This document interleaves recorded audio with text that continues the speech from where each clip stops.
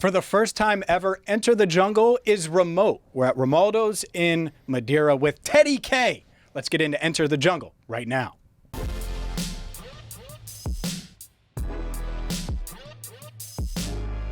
Hi again, everyone, and welcome in to Enter the Jungle. I'm James Rapien. He's Andrew Fox Miller, and we all know the captain, Ted Karras. Cincy Hat Ted is here as well. We're at Romaldo's here in Madeira for a special on-location edition of Enter the Jungle previewing the 2024 season. Teddy K, this is your first in-person interaction on Enter the Jungle. Are you nervous? A little bit. You're looking sharp. Yeah. Romaldo's hooked it up here with this blazer, so I didn't have to match Andrew. I'm here for the brand. That's right. He's here for the brand. We're going to get into a ton of stuff with you, whether it's Cincy Hat, of course, the upcoming season. But I have to ask because everyone wants to know. They're having their fantasy drafts. Who are you drafting on your fantasy team? Well, so I'm confused. I've never really played fantasy. I don't understand the fundamental of drafting a QB late. It seems counterintuitive, but everyone that's what I see on Twitter a lot. I don't really understand that, so I'm looking for answers. Yeah, it's a hot strategy that people love to brag that they wait for quarterbacks. They love to brag that they wait for like running backs too, like 0 RB. We'll do all wide receiver. Everybody's got their hot takes on it, but QB, I think it's more about just value. Once you get above top tier, it's kind of similar. Yeah, because they're going to score regardless. QBs. Passing touchdown. If you get a quarterback, somebody running in touchdowns more, there's a little bit of benefit to that. Right. Should I tell him what you said about Joe Burrow last week about fantasy? Go for it. I'll cut it out later. He said he had Jordan Love right there with Joe. From a fantasy perspective, and I did say, wild take. I did say for an NFL team, I'd pick Joe Burrow, but from a gathering points in fantasy, it's close. That's all I'm saying. Isn't he the highest paid now? Or? He's tied with Joe. Joe still has more guaranteed. Everyone's right at 50. 55. Should have been a QB. Would you have played quarterback in college if you really tried? College. Probably not. No, Yeah, I think right? just you see me trot onto a football field. I don't know if we're throwing me at Q. You have the height. Put him in front of the Q. Yeah. I can throw a nice ball though. Can you? I'm a foaling champion. I won Sam Hubbard's tournament in 2023.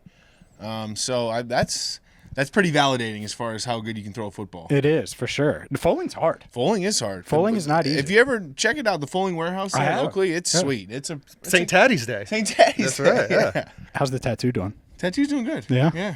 The artist, Soapy, was awesome. And, they're still doing that. There's still tattoo artists around providing the Cincy tattoos. They donate to the foundation. So really grateful to them. What a unique event. We'll look back on that event in a couple years and really I haven't even totally processed it yet. I think there's over 700 Cincy tattoos around town. That's crazy. So Do people ever flash it to you as like a badge? Yeah. Okay. Especially like walking back from practice. Okay. And I'll always go over there. If you show me a Cincy tat, I'm walking over to you. Yeah. I want to get more into the Cincy Hat project coming up, but the season's almost here. Yep. You play the Patriots week 1. Yes. The one thing you've said really all offseason is hot start. Start fast. Can't start like the past 2 years. Obviously, the past 2 seasons, you start 0-2. Why has that been such a point for you? Really dating back to St. Taddy's Day. I feel like you mentioned that when you were getting tatted. Well, we've been thinking about it, and I think the last 2 years we've put ourselves behind the 8 ball in the AFC and have kind of been playing catch up. And 2022 worked out for us, and we got it done. Obviously, last year didn't make the dance, but we had such a great camp, and I think guys, we have an opportunity. We play 2 good AFC teams early to really set ourselves up apart. Obviously, we're just thinking about the Patriots, but that's been such a factor in seeding as the playoffs have gone down. This league has such parity that a couple drops in the beginning can set you back and make you potentially miss out on the playoffs in general, or that one bye now per conference. I said it on the show last week. I look at the first 4 games. Again, I know you're only looking at the Patriots, but Patriots, Chiefs is the ultimate measuring stick. Commanders prime time at home, and then Panthers. Like, hit the ground running. Going into October, I want to be talking about this show or on this show like, they're one of the top teams in the AFC, if not the top team in the AFC through 1 month. So I get having that goal because that's not something, even in the Super Bowl run. They started out hot, but no one really took them serious given what 2020 was. And so there's never, outside of the 10-game win streak, which was awesome in 22, there's never been a time where early in the season it was like, the Bengals are Super Bowl contenders. Yeah, I mean, that first four stretch, let's be who we think we are and we want to be. Let's come out of that feeling good. But really, we got this week off, and then Patriots are coming to town. A lot of old friends, so I can't look past that very much. Are there? I was gonna say, yeah. How much turnover are we talking here at this point? I mean, Mayo was on staff while I was there. Obviously, Dave Andrews, captain, boss is his nickname, from Georgia. He didn't carry that to New England, but a great personal friend of mine. Matt Slater's on staff. There's still, I still have plenty of guys over there. Maybe not so much players anymore, but still quite a bit. Dietrich Wise. Uche. Do you chat with each other, a few text messages before a game, or do you just not even mention it till it's game day? Oh no, we've talked. Okay. We're not about the game, but we have group messages of old teammates on the Patriots and talk about NFL news and different stuff. So I have a lot of respect for Dave. Can't wait to see him. They finally are putting C patches on the jersey. The Patriots have never done captain C's, and so that's going to be a big part of my jersey collection is getting Dave's after a big win. Oh, that's a good one. Yeah. And I like how you phrased it that way, after a big win. How hard is it to prepare for first-year head coach, obviously new quarterback again, you know him, but Jacoby Brissett? There's a lot of new faces there still. And so does that change preparation, because you can only take so much from preseason? So week one is always an adjustment game. The week one, you're gonna have a general sense of their fundamentals and their base structures, but you're going to come off on the sidelines and have to talk on week one. And especially this first quarter of the season when teams are figuring out their best personnel and their best strategy against you. So that's always the challenge with week one is you have a general sense of what and who they are. But again, that's always been an emphasis early on in the seasons. We have to come off, make good sideline adjustments, talk about things that we see out there, because you don't know. And people do, hold their deck until it's live bullets. I think the Patriots, obviously in the same position. You guys have some new faces, some turnover on offense. So let's go there next. Who are the 2024 Cincinnati Bengals? We'll talk with Ted about that coming up next. Welcome back to Enter the Jungle. I'm James Rapien. He's Andrew Fox Miller, joined by Bengals center Ted Karras today here at Romaldo's in Madeira on Enter the Jungle. And Ted, you have some new faces in that tight end room. Tyler Boyd in Tennessee, Joe Mixon in Houston, so some staples that were here, no longer here. What are your expectations, hopes for the new faces on this offense, or the guys that might not be new, Andre and Charlie stepping up in year two? I think we have so many great young players. I think Chase Brown is going to be a guy who's talk about a fantasy pick. I think he's going to. I think he's going to have a heck of a year. Yeah, I think he's going to have a heck of a year. He's had an awesome camp, and Zach Moss to come in. I mean, really, we have a great running back room. Led by those two. I think Mike G will be a fun weapon for Joe. To have him and T out there. Those are some big catch radiuses for Joe to put the ball in the right place. So I think, the O-line, I felt we had our best camp since I've been here. We have such a deep room, great young guys that have come in. So, again, like I said earlier, let's be who we think we are and we need to be. And that's, starting off with a big win against New England. And everyone's going to have to individually execute at their highest level. You were a late-round pick.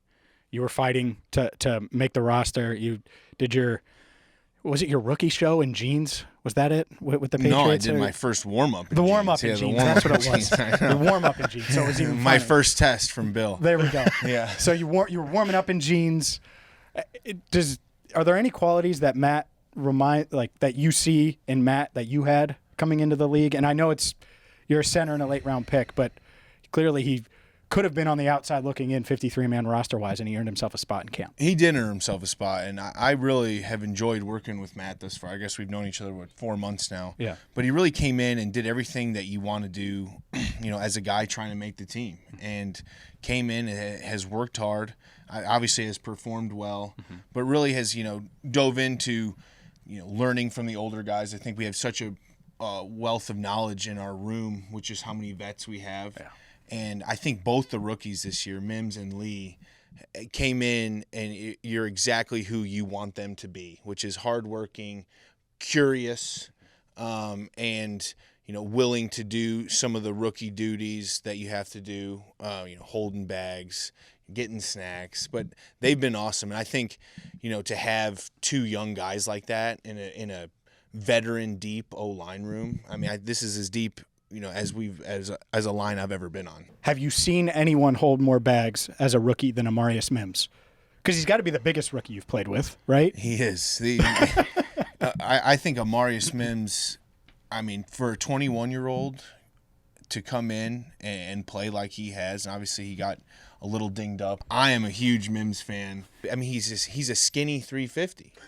I mean, he takes his shirt off. I'm like, how much do you weigh? He's at a 350. I mean, he could put on 75 pounds and still look good. So Skinny 350. I think there's, so much to be encouraged about as far as like the health and depth of our roster. I mean, I think we rostered all of our draft picks. Mm-hmm. So I just think that, this organization as a whole is trending in the right direction. And again, we have a week till we're on, and then we really see. But, I really like our locker room and the depth of our team.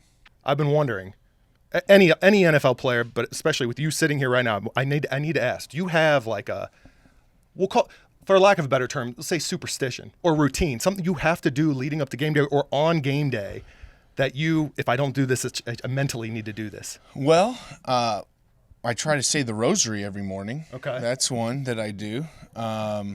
Superstition-wise that I have to do, I mean, so mine change every year. I'm like a guy, like, if I wore this glove at practice and didn't like how I practiced, like, glove's gone. Sure. New glove.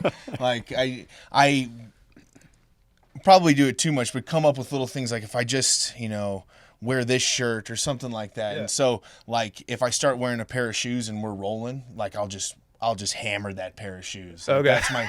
Those are my shoes for the season. So that makes sense. It kind of morphs every year. There's not like one single thing, but as the season goes on, I will start and stop activities based on how we're doing. Not a particular song, certain music you got to listen to get in the zone? I don't listen to music. Okay. I stopped listening to music junior year of college because it found that it made me too tired, like later on, because I'm too hyped up. I'm just like, I'm sitting there for 2 hours seething, and we don't need to be seething right now. I need to be getting ready. So I don't listen to any music on game day. Maybe some yacht rock or some classical music or something. Then I'll be too relaxed. Yeah. Okay, that's fair. How rare is that? To not listen to music. I need and to know when you stopped. You got to be the only one, right? One of them. I mean, some guys, a lot of guys have headphones in, but I can't, because I found that I was getting tired in the fourth quarter of games. How did you put that together? Did you just like troubleshoot it and go through your checklist, your game day checklist, when you realized you were getting tired and realized I need to cut out the music? I did, because I was like, what Gotcha. do I do on like in the morning of game day? I start listening to music like right after breakfast, and it's 3 hours before, and like I'm just sitting on the bus like rocking, and you don't need to be. Yeah. See, if I'm the Patriots now, I'm sending you a custom playlist to get in your head. Oh, they know I don't listen to music. Oh man, Yeah. That's good. You know what else is good? The stuff that Ted is doing with the Cincy Hat project. We're going to get the latest on that, and he has a special announcement coming up next. Enter the Jungle is back here at Romaldo's in Madeira. I'm James Rapien, joined by Ted Karras, Andrew Fox-Miller as well, and we got to get to the Cincy Hat project. You talked with us last year, and we were doing our nice walk and talk throughout Paycor Stadium. It's a lot more comfy in here. It was hot that day. It was hot. And so I remember you being in shorts. that's right. You mentioned the idea of a facility here in the Cincinnati area, and that is real now. That is happening now. Let everyone know what you're doing in Harrison and how you've been able to make it work. Yes, so it is separate from the Cincy Hat. So I have to make that distinction. Now, the Cincy Hat has put us in a position to where we're championing this cause. And I thought, how can I marry? I also run a construction. I don't run it. My buddy runs it. I own it with him, my two friends, called Paradigm Construction Development. How can I marry those two together to serve this need? There was such a financial need for it, too. We felt the best way wasn't going the charity route. We're actually raising money, raising money, and providing a return on investment for socially conscious investors. And we have a 13-acre development going in Harrison, Ohio. It's going to be like 116 units for the IDD community, and I hope that we're shifting, the procedure and kind of the worldview of how care is done for these individuals, and they're going to own these homes. And it's going to be an awesome neighborhood. We're making it totally walkable, lots of green space. So we're partnered with MetsCore here in Cincy on the west side. And I just wanted to make that distinction because if you do buy a Cincy hat, I wanted to protect kind of the sanctity and the sacredness of the Cincy hat is always 100% charity, where this, will provide a return for investors just because of the volume of cash needed. But that's so exciting. And we got another huge announcement today. We are sending 2 young girls on a full ride scholarship to the University of Cincinnati. Wow. Yes. They both have intellectual disabilities, and the TAP program at UC is unbelievable. It's a 4-year program for adults with Down syndrome, autism, and the whole spectrum of IDD. And they go to lectures, but they also, have vocational training, and it's just such a special program. When I walked in there, took my breath away, talking to some of the recent grads, a young man with Down syndrome, living with a roommate in Clifton. He's a graduate, working for P&G, taking the bus to work, living in Clifton. Really, he's living a complete independent life. He's just a young man in Clifton. Yeah. Wow. So I love it. I'm really excited. Jessica and Mariah are going on full ride scholarships to UC for 4 years. And we're going to be following them the whole way. How do you break that news? Because it's like the best news ever. Like how do you? They did. I think UC had. They asked me. They had 2 students who couldn't go unless we received a scholarship. So it was an emotional day. We have a video coming out. We went there on college day. UC walked around campus, took a tour with the kids. Really fun. I mean, UC, that's a beautiful campus. Yeah, James and I both undergrads there. Yeah. Yep. And, this program is extraordinary, and really just want to highlight the TAP program at UC and all the good that they do. And we're going to have a scholarship series of hats. Oh, that's cool. Yeah, so it's going to be black and red UC stuff, right, and all of that is going to go towards this program and allowing kids to go to school that couldn't, not only because, they have IDD, but also because they can't afford it. And this program is solving, the education part, and hopefully with these hats and everything that we do, we provide scholarships for years to kids around, the greater Cincinnati area to go to their school and live a great life. It's just unbelievable how quickly you've been here, like 2.5 years. Total. Unreal. Literally 2.5 years from when you signed to now, everything that you're doing. I know everyone here in Cincinnati loves it. We will wrap up with Ted Karras with more on the Cincy Hat, more on the 2024 Bengals coming up next. Welcome back in to Enter the Jungle here in Romaldo's in Madeira. I'm James Rapien. He is Andrew Foxmiller, joined by Ted Karras.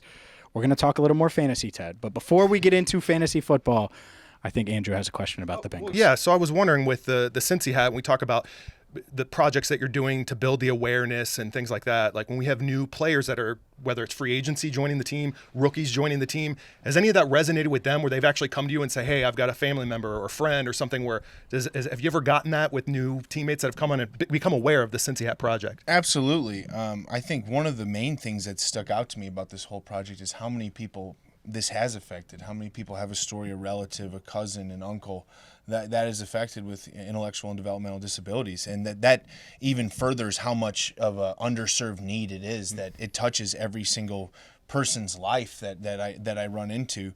But rookies and free agents, they get a little gift pack. I put a couple hats on their seat with the leaflet that explains what we do. It's tradition. That's how it started. I'm getting it's a gift, and it'll always be a gift. But I'm getting new guys on brand. Don't you worry. Okay. Yeah. All right. There's got to be times where you've pinch yourself moments with this, whether it's the Cincy Hat project, whether it's what you're doing in Harrison, the scholarships that we just talked about, Luke Combs wearing the hats. I don't know. What are there a couple of moments that was the case where you're like, I can't believe that this has gotten to this point?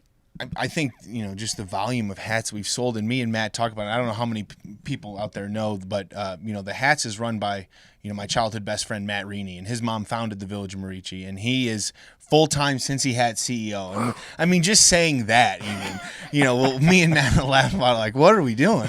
But we're so grateful, and we're not going to stop. And we have just, we're going to keep doing unique, great programs and really trying to identify and find these underserved needs. And, I'm kind of hitting it on both fronts now. So how do you find time to be Joe Burrow's center, to be a dad, husband, and not CEO of Cincy Hat, but you're involved a lot, obviously. Yeah, no, yeah. You're the spokesperson. VP you're doing all of marketing. Yeah, you're doing every interview.